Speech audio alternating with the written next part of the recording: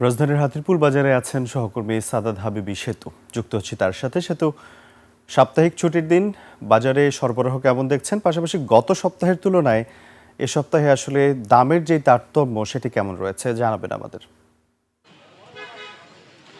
রাজুর ছুটির দিন হিসেবে কিন্তু এখনো বাজার যে একটা মানে ছুটির দিনের যে একটা জমজমাট ভাব সেটা কিন্তু এখনো আমরা দেখি নাই। সকালে ঘড়ির কাঁটা ৯টার বেশি বাজে। আর এর বাইরে একটু আ যদি অবস্থা দেখাতে চাই তাহলে সরবরাহে আমরা আসলে এই বছর যখন মরিচের কেজি ৳৪০০ হয়েছে, মানে উৎপাদন কম দেখে দাম এত বেড়েছে, তখনও যে মরিচ বাজারে ছিল না বিষয়টা এরকমও না।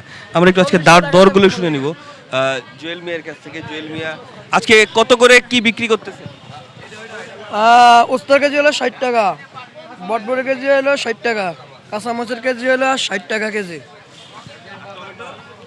টমেটো কেজি ১০০ টাকা, ৮০ টাকা এমএল। হুম, বেগুনের কেজি হলো ১০০ টাকা, ৮০ টাকা এমএল। সবচেয়ে সস্তা হলো পেঁপে, কেজি হলো ২৫ টাকা কেজি।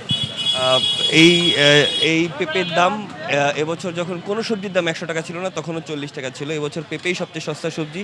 আর পেছনে যে মাছের বাজারের অবস্থা দেখছেন, সেখানে যে খুব একটা সংকট রয়েছে সেরকমটি মনে হচ্ছে না। আর দাম দর তো আপনারা শুনলেনই।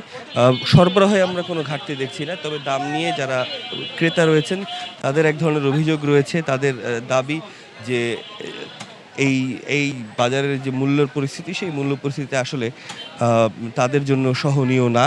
আর চাষের মাছগুলো এই যে যেগুলো দেখছেন সেগুলো কিন্তু ২৫০ থেকে ৪৫০ টাকা পর্যন্ত কেজি রয়েছে, কিন্তু নদীর মাছের ক্ষেত্রে এই দাম অনেক বেশি। ইলিশের দাম এবছর মৌসুমেই খুব একটা কমে নাই, এখনও ২২০০ থেকে ২৪০০ টাকা, মানে যেগুলো ফ্রিজিং করা গত বছরের মাছ সেগুলোই ২২০০-২৪০০ টাকায় বিক্রি হচ্ছে, যেগুলো কেজি সাইজের।